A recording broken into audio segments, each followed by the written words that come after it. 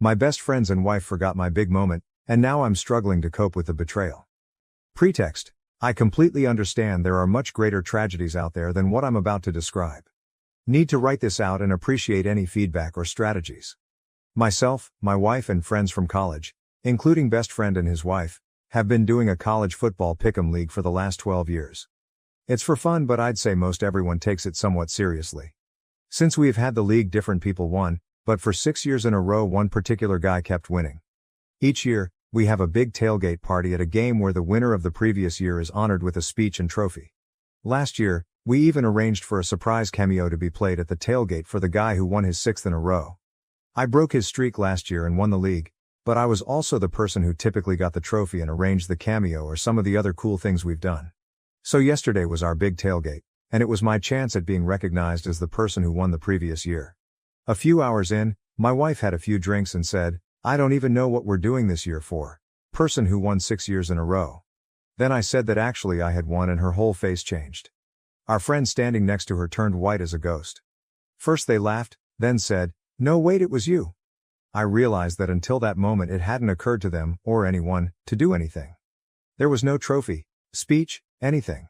My best friend quickly gets told by my wife that they forgot to do something and says nothing.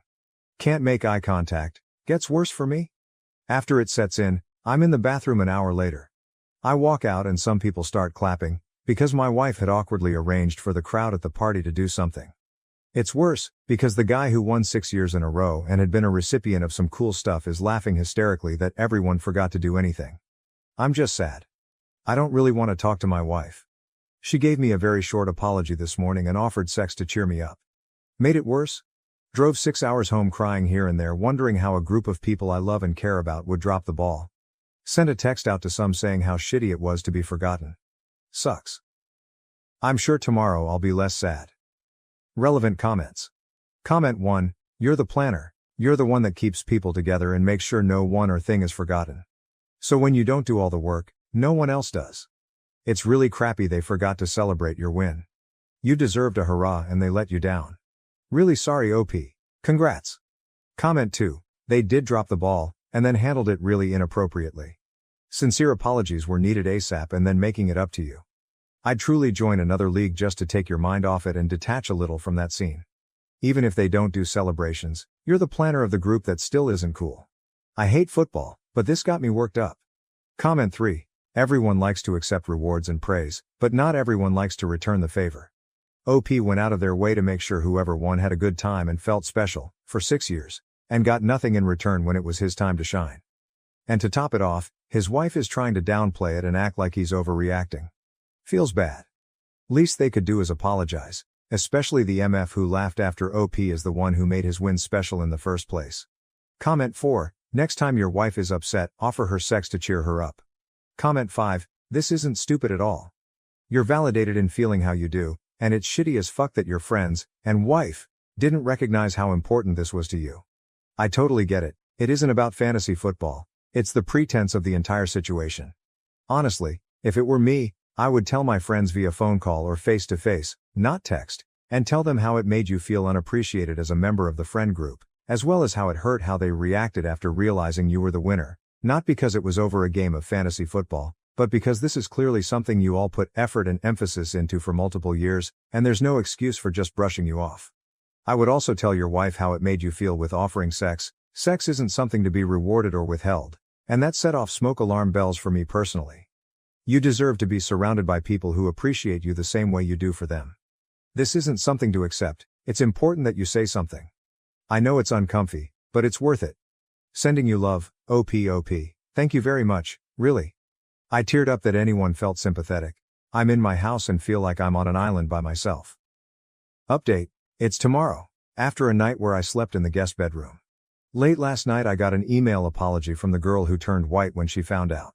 My wife woke up at 6 to get ready for work, and I was up helping kids get ready for school. She wanted to talk, and asked if I could talk also. I was half awake and didn't have any thoughts put together. The first thing she says is that I need to keep perspective. She said that it's not as if she cheated on me, she forgot something big, but there are much worse things that could have happened. I didn't respond. She asked how long she was going to be punished for this, and I just responded by saying it wasn't all about her. She is visibly frustrated and I'm too afraid to say something that will ignite her. I feel like she's desperate for me to say anything. I realize she's not comforting me or trying to understand. She wants full resolution before we have to take kids trick or treating tonight. That's it for now. She texted good morning, and I haven't responded. Relevant comments. Comment 1. When the planner doesn't plan, shit doesn't get done. I am sorry that your lame-ass friends didn't treat you well by remembering to celebrate your win. I'm even more sorry that none of them had the guts to come clean and apologize in front of the group for being such a shitty friend. And finally, to the guy that laughed, and who no one shut down when he was, please accept my 2-finger salute over the internet. Now that I've established that I'm firmly on your side, I ask you, what do you want to have happen now? Think long and hard about what it is that you want. Yes, this whole fantasy football thing is shitty, but what sort of friends are these guys outside of this situation? Would you call them if you needed help moving, and would they come? If you suffered a real tragedy, would any of them be another shoulder to cry on? If you have kids, or were to have kids in the future, would you invite these people to be a part of your child's life? If these people are merely the college fantasy football bros, then maybe you need to consider letting them all go. You've devoted considerable time and effort and maybe money into making these events fun for them, but when the time came for them to return the favor, they didn't care enough to get the job done. I don't blame them for not being more sincere in their apologies on the day this all went down. By your account, they were all caught flat-footed, and it's hard for most of us to admit our mistakes and apologize properly when we're still processing what an asshole we've been. Have any of them reached out since? Only you can decide how much these people mean to you and whether you want them in your life going forward. If I were you, I would write a huge screed about everything I'd done for the group over the past years, trying to make this event a yearly spectacle. I wouldn't cuss or throw around insults, but I would make it very clear to everyone that this event is so much fun every year because of my hard work. Then I'd end it with how disappointed I was that none of them saw fit to return the favor when I was the winner. I would absolutely point out that the previous winner laughed and was a complete jerk, and that it was shitty of them not to shut that noise down, but I'm petty like that. Maybe you're not that petty. I'd fire this off into the group chat, or whatever you guys use to communicate, and see what happens. Maybe you'll get a ton of heartfelt apologies, and they'll plan an extravaganza in your honor, and all will be well.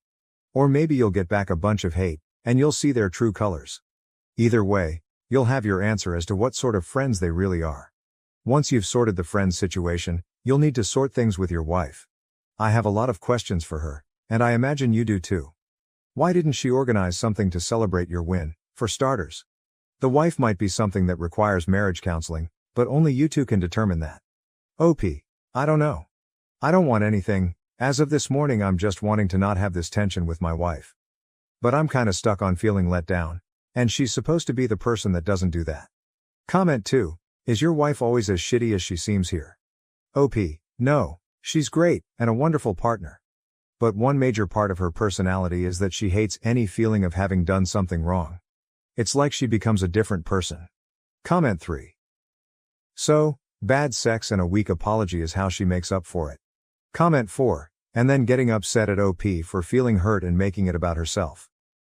Now to the next story, story 2. I'm leaving my boyfriend after 2 years together because of his prenup demands.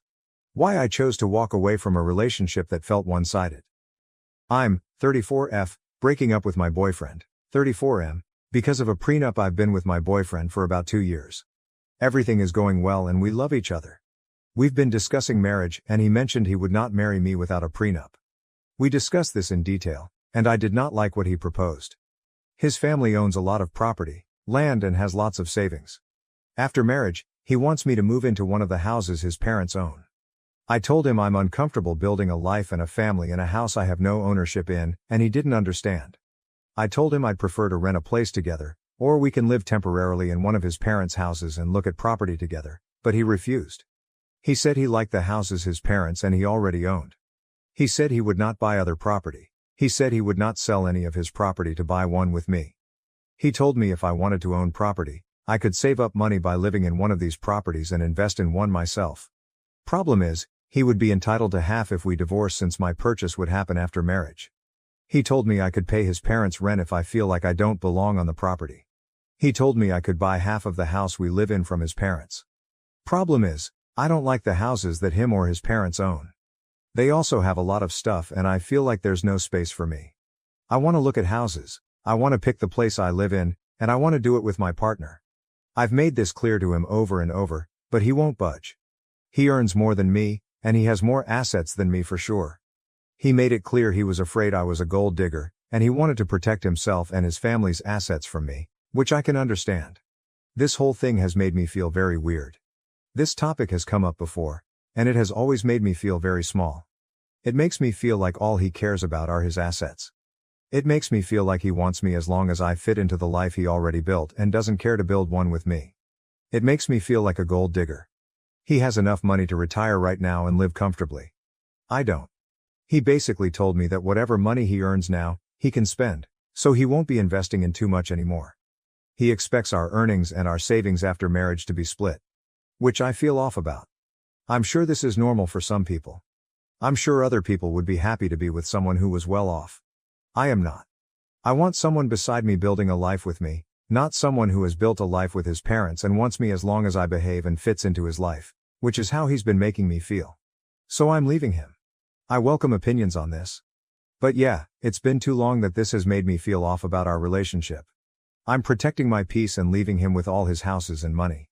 TLDR, BF and I are talking about marriage. Boyfriend and his family are well off. He wants me to live in a house I don't own, and doesn't want to look at houses with me. Wants half of post-prenup assets. So I'm leaving? Relevant comments. OP adds context to the prenup talk during their relationship. No. He mentioned prenups very early, and I would keep asking him about the details, but he would keep it very vague, and assure me we would work it out when the time came. I never asked him about his assets, and I never actually knew how much assets his family had. The only things I knew were from some of his one-off comments about certain assets. If he mentioned this tenant or that tenant, or this thing they have to repair, etc., etc. I had also initiated these conversations. He mentioned wanting to live with me and work towards marriage. I figured then that time had come. This is when I sat him down and asked him what he expected from me, what he wanted, and to clarify the conditions of any prenups he wanted to propose. He still tried to dodge my inquiry. It took so long for me to pull this information out of him. I guess I did wait 2 years, but marriage talks seemed like the right time to push him to discuss it. Update. So many things have happened. This is a bit of a rant, and I know I'm missing parts, but I'll try to cover the important bits. Before I start, here's some important context. I have a stable and rewarding career, and though I don't earn as much as him, I am very happy with what I can afford. My parents have always taught me that women should be independent, and I've taken that to heart. I live below my means, which has allowed me to put aside money for savings and investments. A lot of comments have mentioned that I should take the free rent and that it would somehow set me forward in life, but for me, giving up my sense of autonomy and control over my home, my safe space, is not worth the potential savings. I lived with my parents and saved aggressively until I was 30. So I am lucky enough to be in a position where I can comfortably afford rent or a mortgage by myself. Plus, he expected the living situation to be permanent. I would not move into a house owned by someone else just to save on rent. Would it be nice to save $2,000 a month? Sure. But most people pay rent, and I am not an exception. If I really wanted that, I could move back in with my parents. But again, autonomy is very important to me. Also, if he's this stubborn now, I don't see how this situation could be improved later after I already moved in. I could also counter the prenup and make it so all my accumulated assets stay mine, or put in a clause that I'll be compensated for any children we have, or put that I'd get alimony or at least have a roof over my head in case we divorce. But for me, that feels overly transactional. It also gives me the vibes that I'm going to be living with a roommate who I sleep with and might have babies with, not a partner. I prefer to feel like we're in it together. He can keep what was his, but I want to build up what is ours. Also, if everything is completely split, it'll open up a new can of worms. How will our expenses be split if I'm working and he's just chilling? What happens when we have children? He has money saved for them, but will I get a say in how we spend that money? I know these can be worked out, but this is not the type of marriage I want. I can't predict everything that will happen, and I don't think I can capture it in a contract. And it's already been so heartbreaking for me, I don't want to go through more. Anyways, yada yada yada. I'll just say that it felt like I was being stripped of my autonomy, stonewalled, and treated like a hostile. Okay, on to updates. So I told him I needed to end this relationship. I appreciated and truly enjoyed my time with him, but our financial values and the preferred married lifestyle just don't match. It was a quick and easy conversation TBH. I expected the breakup to be a bit of a process, not a one and done thing, since our lives overlap a lot. I'm also in contact with a lot of his family, so OFC, during this whole time, a lot of them got involved. But blah blah. Not super relevant to updates. Talk with his parents. Okay, I love his parents. I had a great relationship with them. I would go over to their house, we would have food, chat, watch TV, sometimes I would go to the parties they host without my ex if he was busy. A few days after my talk with my ex, I went over to say goodbye. I didn't know if the prenup was family enforced or not, so I kept it very general and mainly focused on how the situation made me feel and what I was looking for in a relationship. His parents were shocked when I told them why I was leaving. I'm going to bullet point the rest. His parents really want grandbabies. However, my ex's younger brother and SIL do not want kids. They were so happy when I came into their lives and she found out I wanted kids. His parents had created their wealth together, with his dad being the major breadwinner for most of the relationship. His mom was shocked at what he was offering me, saying these aren't the values he was raised with. She had been effectively retired since almost 15 years ago, and she said ex's dad never made her feel uncomfortable because of the difference in earning potential. They told me that they built their assets for themselves and their children. They said that includes whoever their children decided to share their lives with. They have many properties. However, they also have enough investments that they can live off of those. They told me their plan was to sign over a house of our choosing as a wedding gift, or sell a house and give us cash so we could buy a house we both wanted. As they got older, they planned to evenly divide their properties between my ex and his brother, since they wouldn't want to manage the properties anymore, and live off investments. Ex's mom said she would have made sure my name was on my ex's portion, especially since we were wanting kids. They mentioned investments will go directly into funds for grandkids after their passing. Maybe this is what my ex was referring to when he said his children would be set. Bit morbid though. Ex's mom told me that the mother of her grandbabies would be taken care of, and she wanted us to be on equal footing while raising a family. TBH, this conversation was kind of like a weight off my chest. I always loved his family and never felt excluded, but the prenup talks left me confused and hurt. What they said fit with what I knew from my ex and them before. I'd be lying if I said I didn't start imagining this life I talked to my ex again. I'll bullet point this too. Basically, he told me, his dad had joked before about how he hoped him and his brother would not find gold diggers, and that's where that comment came from. He felt responsibility to protect his parents' assets, since he didn't feel entitled to them. So by extension, I wasn't entitled either. In his culture, sons carry on the family line, so he felt he had to keep his assets in the family line, which I'm not part of, but any sons we had would be. Most of the assets he's worried about are under his parents' name, and he had never asked for their opinion on what to do. He just did what he thought he should be. He also said he isn't that well off, and that his assets shouldn't come between us. This is still confusing to me. Isn't this whole thing because he was well off, and wanted to hold on to what he had and not create a shared lifestyle? I think maybe he meant he didn't own much, and most things actually were under his parents' name. He felt he was punching above his weight with me, and was scared I would leave him. He was afraid I was with him because of his finances, since that was the only thing he had more of, whereas he said I am intelligent, hardworking, beautiful, blah blah. He was scared about moving forward with the relationship, but instead of communicating, he became defensive. To me, it seems like he said and did things because he was feeling deeply insecure. He had made a couple passing comments before about me being more beautiful than him, or how I'm more hardworking, etc., but I had always taken them as compliments, not self-deprecating comments towards himself. He's such a caring, funny, and intelligent person, just in a different way than me. Also, I know he's not as confident as he comes across, but I had no idea that his insecurities ran this deep. He also apologized over and over about how he didn't mean to make me feel like an outsider to him and his parents, and insisted that he wanted to share a life with me. He said his insecurities and fear got the best of him, and he didn't handle it well. He had taken advantage of my patience and lashed out because he felt inadequate and scared. It broke my heart, because I think all this could have been avoided. We've been through this song and dance before many times, where he would feel some sort of way, then act out as he's processing it. Until now, I always stay through it and we move on. But it's never gone on for so long. But I guess the issues we've faced before were smaller compared to mapping out our whole lives. I've pushed him to seek individual counseling and we've attended couples counseling together, but I can't force him to sit and identify his emotions or employ the tools we were taught. The prenup conversation happened over a long period of time. He had so many chances to pump the brakes and reflect on what he was saying, and simply just listen to me. But he didn't. He then sat in front of me saying that everything he said before was not what he meant. He said he would be happy to take care of me and our future kids. We could buy a house together, or rent if I wanted to, because now he wasn't scared about creating a life together.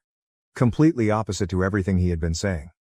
But how unsettling is it that he seems so completely comfortable and confident in the hurtful words he previously said, and was okay with placing me in a very unequal position in the relationship. Despite me continuously trying to articulate what I wanted, and how he was making me feel, he didn't even consider my side. Over months. I know I have a good deal, with what his parents are offering, and I know him and I get along super well. But I'm not marrying his parents. I can't have his mom with us during every argument or life decision we take. Thinking back, I can count on one hand where we've run into issues, and he was able to address it without acting up. He's such a nice guy, but I can't be his garbage bin every time he needs to sort out his feelings. It's already worn me down.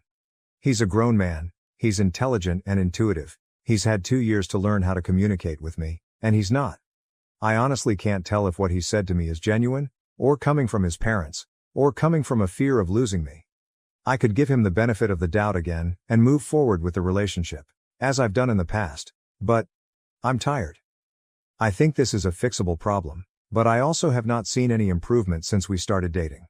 If anything, this prolonged experience has made me feel it's gotten worse. I will not make the mistake of investing in a man because of what he could be instead of who he is. If the last few months are a testament to how he handles stressful situations, I can only take things as they are, and assume they won't change. This whole thing has left me sour. I don't need too much, but I do expect to be treated with love and support, even during times of disagreement. I cannot just forget the feelings and words I've felt and heard over the last couple of months. I can't just unhear and unknow that he is afraid I'm a gold digger. That was just one of many comments that really hurt me. I think life will have a lot more ups and downs, and I cannot imagine what kind of difficulties we will face if this is how we communicate, even after identifying it and working on it in therapy. For these reasons, I'm still choosing to walk away. Very diff from leaving because of a prenup, but it is leaving nonetheless. And TBH, this hurts more. I know it will hurt for a while, but I pray I'll be avoiding heartache and complications in the future. Who knows? If it was meant to be, maybe we'll find our way back. For now, I've told him and his family I need space and time. I know that it seems like I'm giving up a lot, but OFC there are things I can't put in a post. I actually wrote the above quite early. But I didn't post because it didn't feel like it was over. But now after this time, I know it is. It's been tough, and it's only been a couple months, but I'm sure I made the right call. It's tough watching everyone coupled up and having children, but it is what it is. I'm proud of myself for leaving and I'm slowly healing. Thank you everyone for your comments and DMs. Sorry I couldn't get back to everyone, but I appreciate you all. Thank you for watching. If you haven't subscribed yet, please do so and hit the notification bell to stay updated with more shocking real-life stories happening around you. Alright, everyone's presentations are done. Nick, the manager, said as he tried to move the discussion forward. Excuse me, I haven't. I recently found out something. Nick interrupted me and began to speak. There's apparently someone in this department who didn't graduate high school and is just a part-timer. Meetings should be for employees only. Absolutely right. His lackey, Mike, of course, agreed with Nick. I'm leaving. After leaving the meeting room, I started to shut down my computer. I noticed that an email had arrived, not in my personal inbox, but in the company's shared email. Thinking, there's no point in speaking up, no one will listen, I went home quietly. The next day, I heard a commotion from Nick's desk. He was staring at his computer screen, his face pale. Nick! Is something wrong? Mike looked at the screen with him. And he turned even paler than Nick. Why is he so angry? Knowing the reason for Mike's distress, I thought to myself, serves them right. My name is Adam. My mother passed away when I was in the 9th grade, and I was raised by my father. Well, you could hardly call it being raised. After my mother passed, my father changed. He drowned his sorrows in alcohol, and though he still went to work, he squandered our living expenses on horse racing. Because of that, I had to start working part-time as soon as I entered high school. Every month, I went to the convenience store with bills in hand that couldn't be auto-deducted from my father's account. Even though I endured it because I didn't want to be alone, I reached my limit in my 2nd year of high school and dropped out. I found a live-in job at a distant inn. Thank you for everything. The day I left home, my father, still staring at the TV, spoke. "Take care." That was our last conversation. Back then, 18 wasn't the age of majority, so I needed my father's permission to work, and I couldn't hide my place of employment. Yet, my father never visited me even once. I kept working just to survive, and before I knew it, I was 42. Years of hard work paid off, and I was transferred to the headquarters. I was thrilled to be recognized by the company, as I thought I'd be working in the field until retirement due to my lack of formal education. Listen up. Our work can change the future of our employees. Don't drag us down. On my first day after the transfer, Nick, dressed in an expensive suit, spoke sternly. There was a reason for this. Our inn was located in a prominent tourist destination, known so well that everyone in the state could sing its commercial jingle. At its peak, we had 5 locations within the state. But that was long ago. Due to financial difficulties and aging facilities, only the place where I had worked for many years and the original establishment remained. I was prepared to lose my job anytime, but now there was a glimmer of hope. With the rise of social media, the tourist area where the inn was located started gaining attention again. Depending on how hard the sales department, where I was transferred, worked, we could either thrive or be forced to give up this prime location to the new hotel chains continuously popping up. For Nick, who had switched careers from another industry to strengthen our sales, this was a battle he couldn't afford to lose. I understood why he had to be strict. "I will do my best." Nick sneered at my enthusiastic declaration. "Did you not hear what I said?" "I'm sorry." I thought I was listening carefully. Out of habit from years of customer service, I apologized reflexively, though I had no idea what had offended him. Someone was watching me with a smirk. In this department, there are those who are expected to excel and those who have been shoved here because they have nowhere else to go. You are the latter. It was Mike, the section chief. He's 7 years younger, at 35. But he was called to headquarters much earlier than I was and had been moving around within the headquarters ever since. I'm not jealous, but I can't accept that he's my boss. Graduating from a prestigious university, he has an unusually high pride and caused many problems as a newbie, making things very difficult for me when I was the front desk leader. When I found out Mike was transferred to the sales department a month before me, I was disheartened. Mike is right. With just a middle school diploma, there's not much you can do. Don't even think about achieving results. As if I didn't exist, Nick remarked, "I'm thirsty." Mike eagerly ran to the coffee maker. It seems Mike is Nick's lackey. I regretted being happy about my transfer to headquarters, wishing I had stayed on site forever. Send a direct mail to every company on this list by the end of the day. Nick only assigned me tasks that even a new graduate could handle. What? There are over 1,000 companies. You want me to send to all of them by today? Yes, if you and your fellow misfits split the work, even those with nowhere else to go should finish by today. I glanced at the employees typing away expressionlessly. They were worn out from customer service, only thinking about leaving on time, or were women reassigned after having children, with zero motivation for work. Even Sam, a new graduate from the same university as Mike, who was supposed to be among the expected achievers, had no enthusiasm for the job, having joined the company wanting to do customer service. "I don't care what they say, I plan to quit anytime," he said. Only Nick and Mike were highly motivated, making all the decisions between the two of them. I originally only wanted to work at the inn to survive and had no particular attachment to this job. I swallowed my words, thinking I had no right to reprimand them. About a month after the transfer, Nick told us with a frustrated look.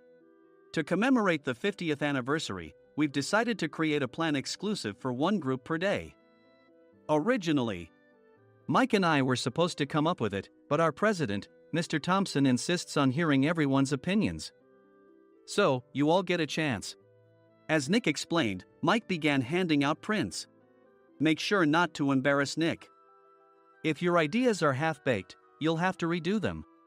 It seemed that they had printed his handwritten notes by Mr. Thompson, which included several questions and a section for free responses.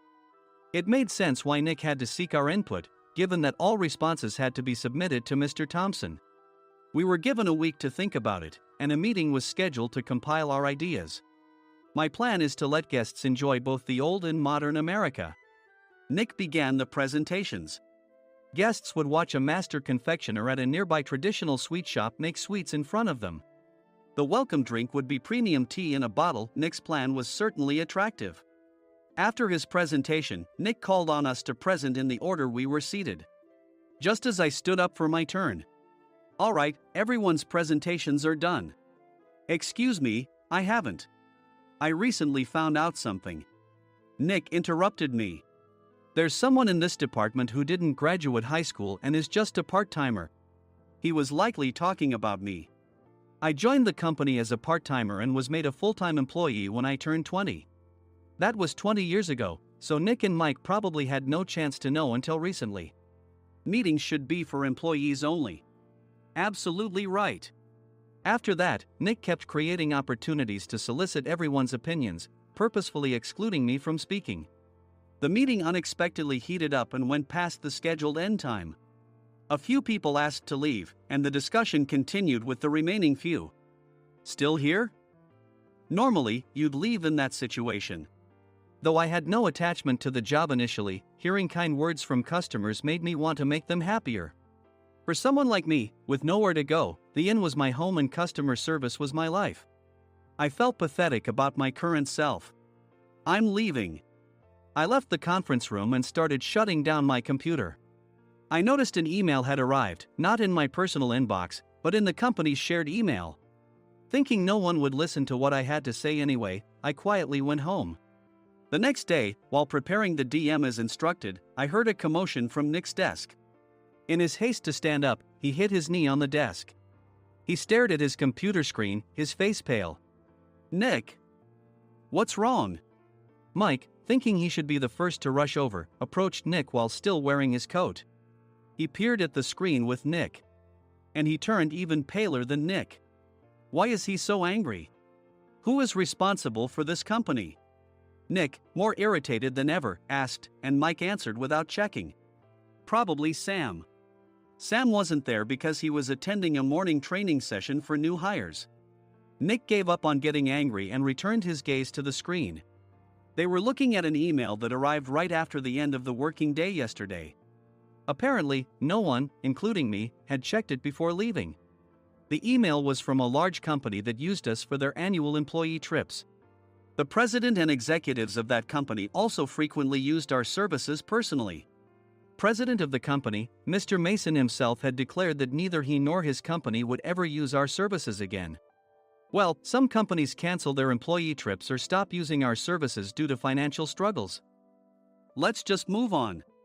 Mike kept wiping the sweat from his forehead with a handkerchief. Knowing why Mike was so agitated, I quietly watched their interaction. Do you know how much revenue we get from that company? We can find other guests to fill the rooms, but we'll lose the banquet costs, gift shop revenue, rental car fees, and more. Moreover, the gifts were supposed to be prepared by the traditional confectionery shop involved in Nick's proposed plan. If it's known that we incurred such a huge loss at this critical time, Nick's position in the company would be jeopardized. Nick took a deep breath, seemingly trying to calm himself.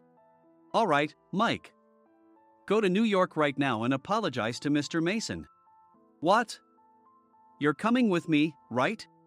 I have urgent work to do. I trust you, which is why I'm entrusting this to you. Please. Mike, believing Nick's sincerity, agreed with a determined look on his face, saying, yes. That's Nick for you. Even if Mike went to apologize, Nick would shift all the blame onto him if the client didn't change their mind. Well, it was Mike's fault to begin with, so it served him right. About 3 hours later, Sam answered a call from somewhere and repeatedly apologized, saying, I'm very sorry. Everyone watched to see what was happening. After ending the call, he informed Nick with a weary tone. When Mike arrived at the client's company, he only made things worse, further infuriating Mr. Mason. He was demanding, get his boss here immediately. It was no wonder Sam was exhausted, dealing with such a call right after returning from training. What is that idiot doing? All right, Adam, you're coming with me. If sacrificing Mike didn't work, then I must be next. Normally, I'd want to refuse at all costs, but I saw an opportunity in this situation. If I can be of assistance, I'd be happy to join you. I obediently followed Nick, and we flew to New York. When we introduced ourselves at the reception, it became clear how serious the situation was, as the receptionist personally escorted us to the president's office. Angry voices leaked through the door, making both Nick and me uneasy. "Excuse me. I'm Nick, the supervisor. I understand my subordinate has caused you trouble, and I deeply apologize." Nick, with his experience in the corporate world, knew enough to offer an apology before excuses. However, his customer service skills left much to be desired. I sighed as I saw Mike trembling like a small dog in the corner of the room. "What kind of training are you giving your subordinates?" Mr. Mason glared at Nick with a red face. The intensity of his gaze made even Nick take a step back. Regrettably, I joined this company only 2 years ago and was unaware of Mike's issues. I should have identified his shortcomings sooner. Indeed, I should have realized sooner. No sensible person would come to apologize and then give a lengthy presentation on the drawbacks of not using their in. Nick froze, his mouth slightly open. Suspecting the worst, I picked up the documents that had fallen to the floor. It seemed Mike hastily prepared these documents on the plane, listing the disadvantages. Disadvantage 1: if you change the venue for the company trip, employees might suspect it's for cost-cutting reasons, leading to a negative impression. Reading it aloud half-jokingly, Nick snatched the papers from my hand and checked the contents with a furious expression. Among the stack of documents was a receipt from a nearby convenience store's copy machine. I felt a pang of dread, hoping he hadn't shown the receipt as well. What do you think he said when I asked what kind of nerve he had to do this? I'm very sorry. Faced with the dire situation, Nick must have thought there was nothing left to do but apologize. In a voice smaller than I'd ever heard from him, he uttered words of apology. He said, "I'm a Harvard graduate. I don't believe I said anything wrong." "Mike, what have you done?" Forgetting his plan to pin the blame on Mike, Nick yelled loudly, even in front of Mr. Mason. "I didn't do anything wrong." "You're still saying that? Look at him." Mike pointed at me with a shaking hand.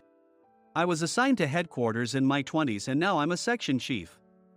This guy only made it to headquarters at 42. Everything I've done proves I was right. So why are we losing the contract?"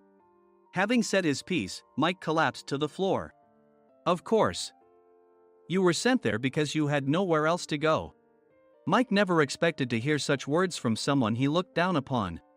He lunged at me, and Nick hurriedly stepped in to stop him. "Mr. Thompson told me Mike is a quick thinker, and to take good care of him." There's no way he was pushed aside. "Don't make things worse here. He didn't say quick thinker, he said only quick-witted, didn't he?" I don't remember that part." I recalled the many troubles Mike caused when he was a newbie. When Mike was on the front line, his pride was so high that he never apologized to customers. Customer service, especially in our job, doesn't work alone. It brings both good and bad situations. If the front staff or housekeepers made mistakes, or the cleaning company didn't properly clean a room, one had to apologize to the customers regardless of personal fault. Mike, in such situations, would never apologize, insisting he wasn't at fault. This often angered customers, and as the front desk leader, I frequently had to apologize on his behalf. He caused complaints and disrupted operations, which is why he was quickly moved to headquarters. In departments where he didn't interact directly with customers, his quick thinking was beneficial and things went well. But it seemed his flaws were starting to show. Corporate reservations are supposed to be entered into the system by the sales representative. But a quick check yesterday revealed that more than 10 items were missing from the client's reservation. The handover document clearly stated what needed to be prepared. Why didn't you enter it into the system? Why do we have to give them special treatment? Filling rooms near the banquet hall, setting up all the food in advance. Specifying the brand of wine, they're too demanding. No wonder he always angered customers, I thought, feeling a headache coming on. Grouping them in rooms near the banquet hall is for our benefit too. It makes it easier for the staff to set up beds and serve breakfast since everyone's schedule is synchronized. As for the other requests, Mr. Mason suggested them to lighten our load. I didn't know that. Nick finally seemed to realize that Mike was the one who had angered the client. What did you say to them? I just told them we wouldn't give them special treatment anymore. We shouldn't waste effort on things that don't bring in money. I was utterly exasperated at his lack of understanding of customer service. Of course, we shouldn't comply with unreasonable demands. But carrying over successful practices from past stays makes customers feel remembered and enhances their experience. Good memories encourage repeat visits. That's part of our job. I looked down at Mike, who was sitting on the floor. In our job, nothing is a waste. Mr. Thompson likely moved you to the sales department, hoping you'd finally understand this. How do you think he feels now that you've failed to meet his expectations? Mike, tears in his eyes, fled the president's office. I was amazed he still hadn't apologized. You have it tough, Adam. It's okay, we're all employees of the same company. I deeply apologize for this disrespectful incident. Especially after all the care you've shown us. If it weren't for you, Adam, I really would have stopped staying here. When I heard you were moving to the sales department, I was willing to reconsider if you handled it. Seeing us talk so amicably, Nick's face contorted. Do you two know each other? Adam's service is excellent. I always requested him specifically. Normally, we don't accept specific staff requests, but we made an exception for Mr. Mason, adjusting my shifts accordingly. He had personally stayed at our hotel just before my transfer, and during casual conversation, I mentioned, I'm moving to the sales department soon. If I hadn't told him then, things could have been much worse. Please continue to take care of us. I look forward to it. On the return flight, Nick awkwardly offered me a can of beer. It's still working hours. Of course, I had no intention of forgiving him for a single beer. Nick might try to pin everything on Mike and avoid any consequences. While pondering this, a startling fact came to light. Nick, the tea bottles for the plan have arrived. I handed Nick a bottle labeled with our inn's name. They look good. What are you talking about? These are plastic bottles. I had assumed we would use the trendy, high-end bottling tea. But what arrived were ordinary plastic bottles of tea with customized labels. The only unique aspect was the label, which had the inn's name, making it look customized. Upon further investigation, I discovered that a substantial amount of money was set to be paid to the tea company. It was priced like bottling tea. Does this plastic bottle really cost $100 each? The tea inside is specially blended for us. The extra cost is for that. Wouldn't it be better to use another tea company? Or is there a specific reason we must use this one? As Nick continued to make excuses, I showed him a printed email. I informed the tea company's president, Mr. Mitchell, that we discovered irregular payments and he confessed. He said you two were high school classmates and planned to split the extra money. That idiot. Why did he confess? That's not important.